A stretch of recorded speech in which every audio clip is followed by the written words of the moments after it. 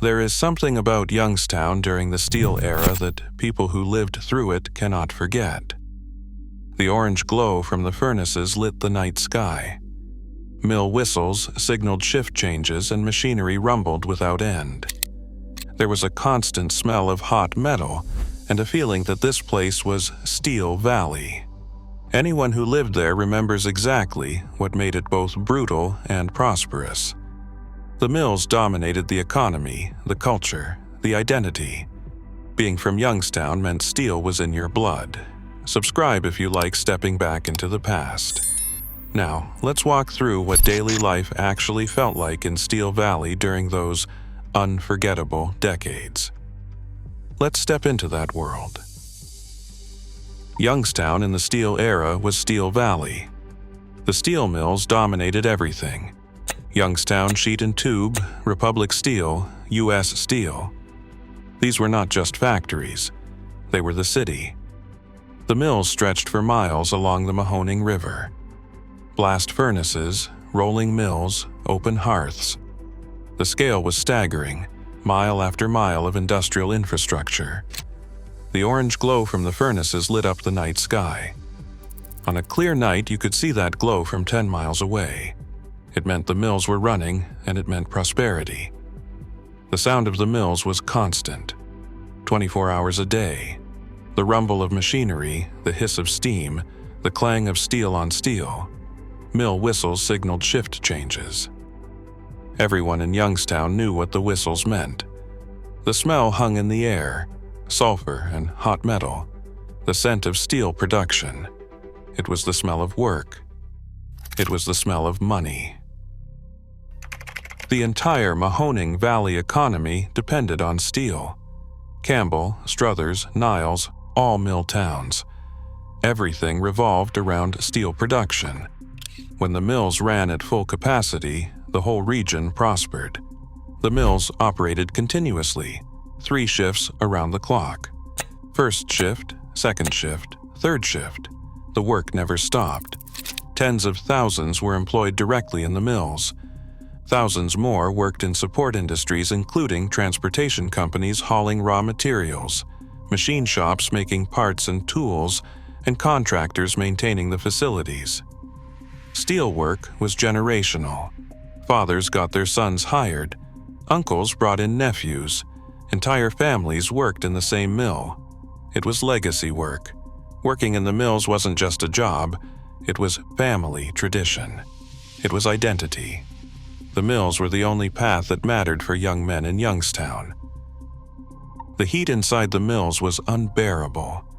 Temperatures near the open hearth furnaces exceeded 100 degrees. In summer, it was worse. Men worked in conditions that felt like standing next to hell. The furnaces glowed white-hot. The radiant heat was intense. Workers wore thick gloves and protective clothing, but the heat penetrated everything. Sweat poured constantly. Dehydration was a real danger.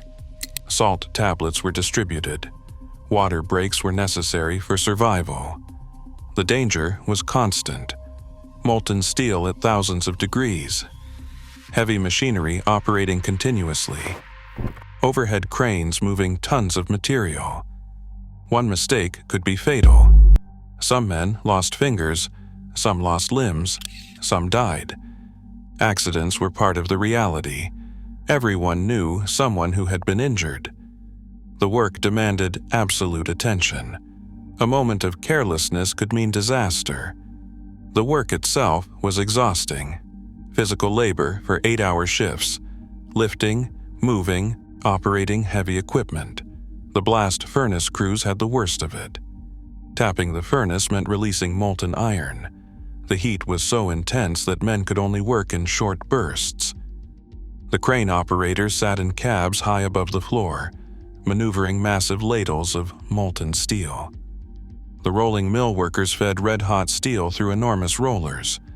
Everything was heavy. Everything was hot. Everything was dangerous. The noise was deafening. The roar of the furnaces, the crash of steel, the hiss of steam. Ear protection was required, but not always worn. Many mill workers lost their hearing over the years. Shouting was the only way to communicate. Hand signals supplemented verbal commands. Men came home at the end of their shift covered in soot and grime. Steel dust, oil, sweat. Their clothes were filthy. Their faces were black. The grime was embedded in their skin. Despite the brutal conditions, the paychecks were excellent. Union contracts through the United Steelworkers provided middle-class wages. A mill worker in the 1960s could earn $10,000 to $15,000 a year. That was good money. Health insurance covered the entire family.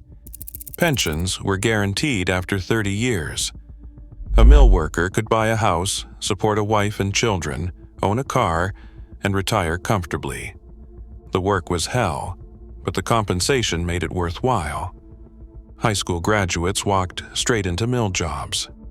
No college degree was required for middle-class stability. That was the deal. That was why men stayed. The neighborhoods were built around the mills. You lived within walking distance of where you worked. The north side was Italian, with families named Cafaro, DiNardo, and Ungaro. The east side had strong Polish and Slovak communities. Briar Hill was predominantly Italian, with deep connections to the old country. Each neighborhood had its own character, and each had fierce loyalty. You did not just live in Youngstown, you lived in your neighborhood. The communities were tight-knit. Everyone knew everyone. Families had lived on the same street for generations. Your neighbors were your cousins, your in-laws, your coworkers from the mill. Privacy was limited, and everyone knew your business. That was both comfort and constraint. Block parties happened every summer. Streets were closed off, tables were set up, and food was plentiful. Kids ran wild while adults talked and drank. Block parties brought the whole street together. The churches were the center of community life. Catholic churches served Italian and Polish communities, including Our Lady of Mount Carmel in Briar Hill, Immaculate Conception, and Holy Name. Orthodox churches served Eastern European families like St. Nicholas and St. John's. The churches were not just for Sunday Mass, they were social hubs. Church basements hosted everything: fish fries during Lent, bingo nights, wedding receptions, and festival days honoring patron saints. The priests knew every family. They baptized the children, married the couples, and buried the dead. Church festivals were major events. The Briar Hill Italian Festival brought thousands of people, with sausage sandwiches, pasta, and wine, and music and dancing in the streets. These festivals raised money for the church, but they were more than fundraisers. They were celebrations of identity and heritage. Summer evenings meant sitting on the porches. Everyone had a front porch. Neighbors would walk by and stop to talk. Kids played in the streets until dark, playing stickball, hide and seek, or kick the can. Nobody worried. Neighbors watched each other's children. The whole street was responsible. Backyards had vegetable gardens with tomatoes, peppers, and zucchini. Italian families made their own wine in the basement. That was tradition. Wedding receptions had hundreds of guests. The entire extended family, neighbors, and co-workers from the mill. Receptions were held in church halls or fire halls. Cookie tables were a Youngstown tradition. Every guest brought homemade cookies, hundreds of cookies. It was expected. Nobody locked their doors. There was no need. Crime was minimal, and the sense of community was unshakable. These were not just neighborhoods. They were villages within the city. Loyalty ran deep.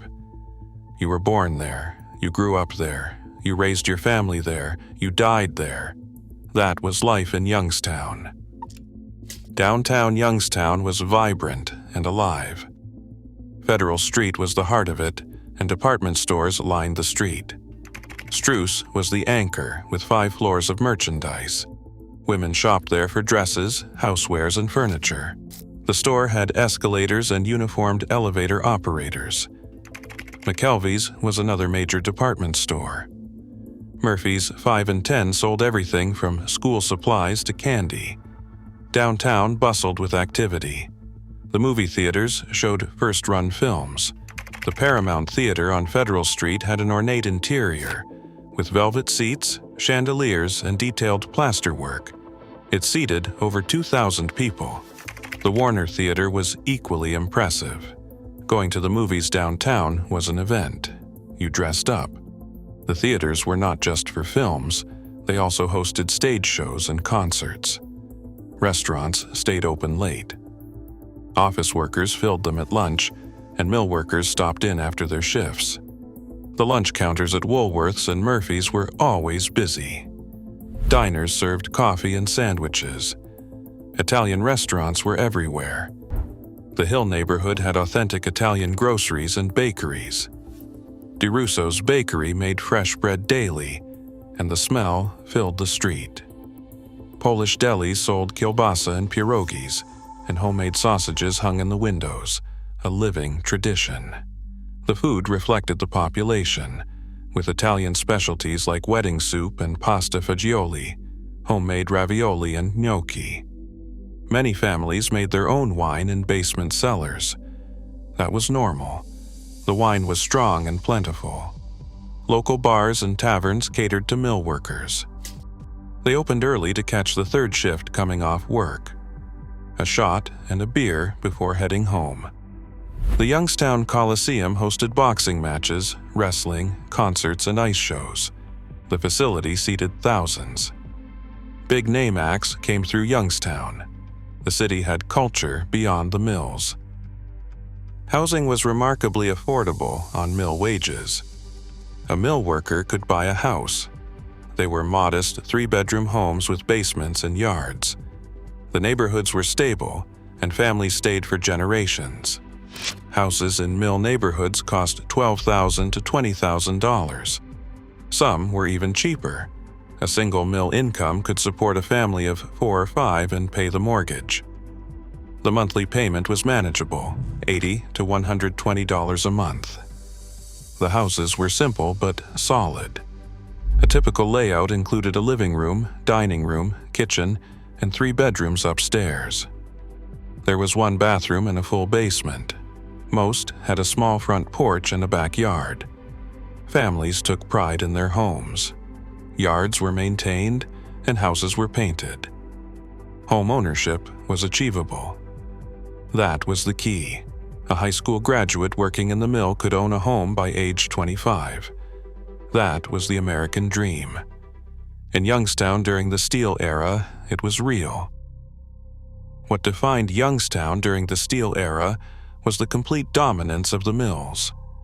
It was a city where steel was everything: the economy, the culture, the identity. Hard work and brutal conditions earned middle-class stability. Neighborhoods were tight-knit, and community was unbreakable. The orange glow from the furnaces symbolized prosperity. For those who lived in Youngstown during the steel era, it was a time when the mills ran strong, when paychecks were good, when being from Steel Valley meant something. The collapse would come later. During the steel era, Youngstown was the city that made America. Please subscribe and see you in the next video.